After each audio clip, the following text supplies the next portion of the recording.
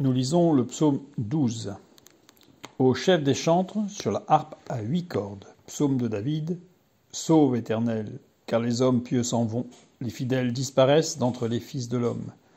On se dit des faussetés les uns aux autres. On a sur les lèvres des choses flatteuses. On parle avec un cœur double. Que l'Éternel examine toutes les lèvres flatteuses, la langue qui discourt avec arrogance. Ceux qui disent « Nous sommes puissants par notre langue, nous avons nos lèvres avec nous ». Qui serait notre maître? Parce que les malheureux sont opprimés et que les pauvres gémissent. Maintenant, dit l'Éternel, je me lève, j'apporte le salut à ceux contre qui j'en souffle. Les paroles de l'Éternel sont des paroles pures, un argent éprouvé sur terre, au creuset, et 7 fois épuré. Toi, Éternel, tu les garderas, tu les préserveras de cette race à jamais. Les méchants se promènent de toutes parts, quand la bassesse règne parmi les fils de l'homme.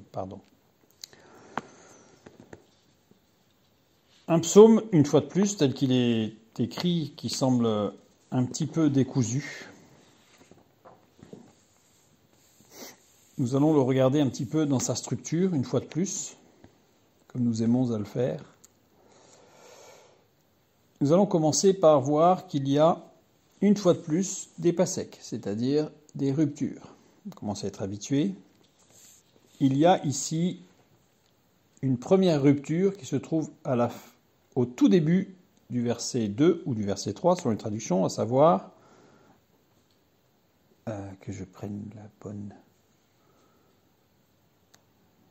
Voilà, on se dit des faussetés. Au verset 3 dans ma traduction, littéralement c'est des faussetés, on se dit. Et c'est juste après fausseté qu'il y a un passec, c'est-à-dire une rupture.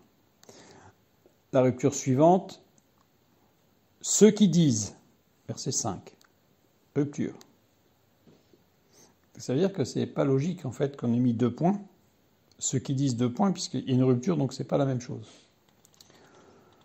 Donc ici, et il y a une dernière rupture, au verset 7. Les paroles de l'Éternel sont des paroles pures, un argent éprouvé. C'est le verset suivant, c'est compliqué, parce comme il y a une double numérotation. Toi, Éternel, tu les garderas, tu les préserveras.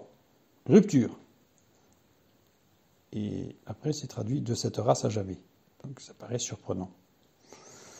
En fait, quand on regarde, on se rend compte qu'à chaque rupture, il s'agit comme d'un titre du paragraphe qui vient. C'est-à-dire qu'il y a 3 paragraphes. Premier paragraphe, les faussetés. Voilà, les faussetés. Et après, on peut traduire. On se dit les uns les autres ou on se parle les uns les autres. On a sur les lèvres des choses flatteuses. On parle avec un cœur double. Que l'Éternel extermine toutes les lèvres flatteuses, la langue qui discourt avec arrogance. C'est le premier paragraphe, qui parle des faussetés. Alors, curieux, là, une fois de plus, que l'Éternel extermine les lèvres. Surprenant. Le verbe exterminer ici, karat, qui veut dire, puisqu'il est employé au radical retirer, rendre caduc, ruiner. Et c'est au mode imparfait, c'est-à-dire il le fait tout le temps, en fait. C'est pas une demande, c'est pas que l'Éternel examine, c'est l'Éternel, retire, rend caduc, ruine, en permanence, les lèvres flatteuses. Le mot lèvre, sapha, veut dire lèvre, bien sûr, mais aussi langage, les mots utilisés. Donc, rendre caduc les mots. Et les mots flatteurs, relka, séduisant, glissant ou partiel. C'est-à-dire qu'ils ne disent pas toute la vérité. Donc, Dieu, l'Éternel, rend caduc ou ruine les mots qui sont séduisants, qui sont glissants ou qui sont partiels. C'est-à-dire qu'ils cachent la vérité au moins partiellement. Et à ce moment-là, Dieu, lui, intervient en permanence face à ces faussetés. Premier paragraphe. Deuxième paragraphe, donc, qui commence par le titre, ceux qui disent, c'est-à-dire ceux qui parlent. Ceux qui parlent avec éloquence, ceux qui font, on va dire, en faisant un anachronisme, ceux qui font du marketing, ceux qui font de la com. Nous sommes puissants par notre langue, nous avons nos lèvres avec nous. Qui serait notre maître? On peut penser à certains domaines aujourd'hui où le marketing est roi. Et derrière le marketing, derrière la communication, il n'y a rien. Et pourtant, ça laisse apparaître des gens très puissants. Mais en fait, ils n'ont que les mots. Ils n'ont pas la réelle puissance de l'action. Donc ici, c'est le paragraphe qui suit, qui est assez long par rapport au premier paragraphe, avec l'énoncé, on peut le lire, hein, l'Éternel, c'est...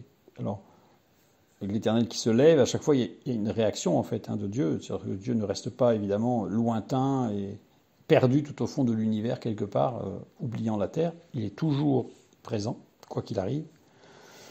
Et enfin, le dernier paragraphe qui commence par « Toi, Éternel, tu les garderas et tu les préserveras ». Comme si c'était le titre, en fait, du paragraphe suivant.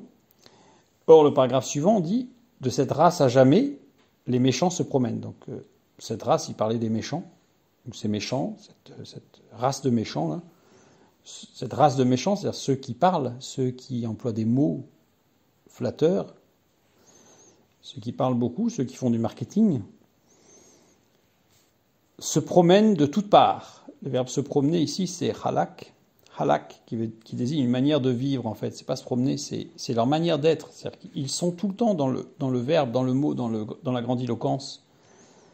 Mais il se veut dire aussi couler en avançant, c'est-à-dire comme de l'eau qui coule et qui prend la forme du sol. C'est insaisissable, c'est pas franc. Voilà, ce sont ces gens-là dont il est parlé ici. Et tu les préserveras. Tu les garderas et tu les préserveras, ces gens. Ils se promènent de toutes parts, ce qu'il dit juste avant, c'est le titre. Le verbe garder ici, garder, shamar. Tu veilles sur, tu gardes en mémoire. C'est-à-dire, Dieu garde en mémoire tout ce qui est fait. C'est-à-dire qu'il y a un jugement. Il y a un jugement pour tous. Donc là, Dieu nous dit, il garde en mémoire. Quoi ? Cette manière d'être. Dieu se présente sous l'éternel. L'éternel, c'est Yod, E, Vav, E, c'est-à-dire la racine qui est du verbe être et faire être. Dieu n'est pas dans le avoir ou dans le faire. Le avoir ou le faire n'est que le résultat de être. C'est ce que l'on est qui va définir ce que l'on va avoir ou ce que l'on va faire. Et donc là, le texte insiste bien sur le fait que Dieu regarde à ce qui est. Même pas à ce qu'on entend, à ce qu'on peut voir, mais à ce qui est vraiment, du verbe être. Donc Dieu les préservera, Natsar, qui veut dire que Dieu les garde en vie. Parce que dans leur folie, si Dieu n'était pas bon envers même le méchant, il ne pourrait pas rester en vie. Mais Dieu le fait garder en vie. Pourquoi ? Eh bien parce qu'à un moment donné, l'objectif, c'est de l'amener, comme on l'a déjà lu, à la prise de conscience de ce qui doit être, justement. Et donc, les méchants ont cette manière de vivre, dans tous les domaines, de toutes parts. Quand la bassesse règne, le verbe régner ici, c'est rouvme, c'est-à-dire être exalté, quand la bassesse est exaltée. Aujourd'hui, nous sommes dans un monde de la communication et nous pouvons quand même malheureusement constater que la communication sert à exalter beaucoup de choses viles et horribles vis-à-vis de l'ordre créationnel. Voilà la substance de ce psaume 12.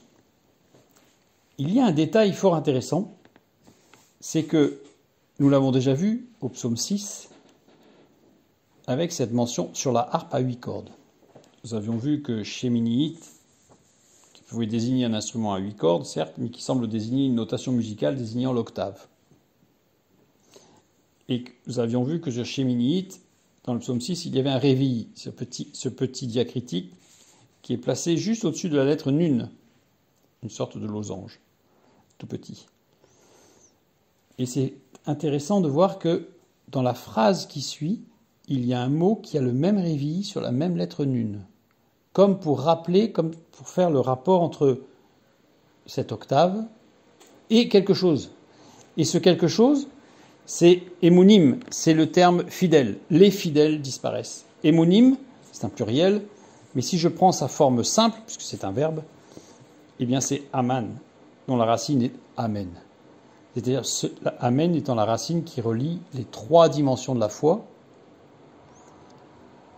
l'écoute, la parole et l'action.